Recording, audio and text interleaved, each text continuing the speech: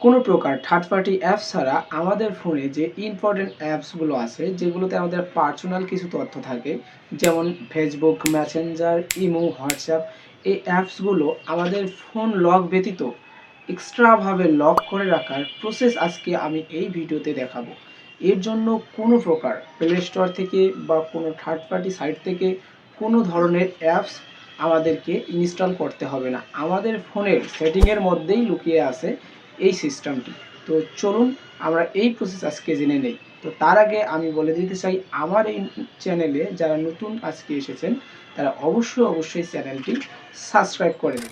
তো first of all আমাদের এই সেটিংস নামে অপশনে চলে যেতে হবে। তো আমি সেটিংসের ভিতরে প্রবেশ করলাম। তারপর স্ক্রল করে আমাদের নিচে নামতে হবে। নিচে নেমে আমাদের দেখতে হবে যে সিকিউরিটি অ্যান্ড প্রাইভেসি, এই অপশনে আমাদের ভিতরে প্রবেশ করতে হবে। তো সিকিউরিটি অ্যান্ড প্রাইভেসির ভিতরে প্রবেশ করলাম। তারপর নিচে স্ক্রল করে নিচে নামতে হবে।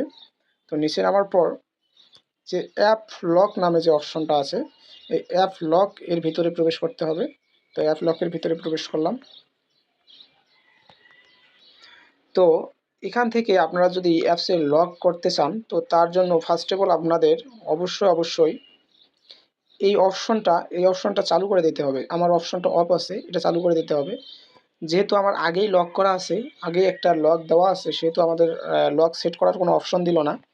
তো আপনাদের এই টিক মার্কটা হচ্ছে চালু করার সঙ্গে আপনাকে লক দেওয়ার একটা অপশন দেবে। তো লক দেওয়ার পর এটা চালু করার পর আপনারা এখান থেকে যে কোনো অ্যাপস লক করে রাখতে পারবেন। ধরেন আমি বিকাশ লক করে রাখলাম, এটা টিক করে দিলাম।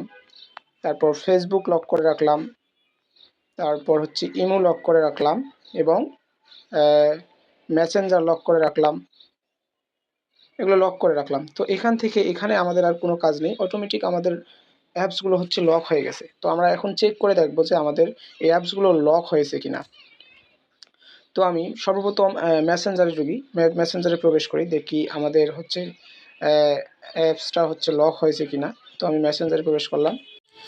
স্ক্রিন রেকর্ড করলে কোনো প্রাইভেসি জিনিস থাকলে বা কোনো প্রাইভেসি থাকলে এগুলো হচ্ছে স্ক্রিন রেকর্ডে শো করায় না, তখন এটা ব্ল্যাক দেখায়। তাই আমার এটা ব্ল্যাক দেখাচ্ছে, আমার লক নিয়েছে।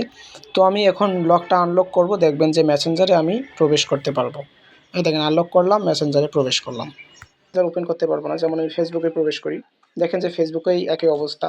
তারপর যদি আমি ইমোতে প্রবেশ করি, ইমো কোথায় গেল, ইমোতে প্রবেশ করি, তো ইমোতেও হচ্ছে একই অবস্থা। তো আপনারা দেখতেই পারলেন কত সহজভাবে আমাদের যে প্রাইভেসি অ্যাপগুলো আছে সেগুলোতে এক্সট্রাভাবে লক দিয়ে রাখতে পারলাম। তো যদি ভিডিওটি ভালো লাগে অবশ্যই লাইক, কমেন্ট, শেয়ার করবেন এবং সাবস্ক্রাইব করে পাশে থাকবেন। ধন্যবাদ।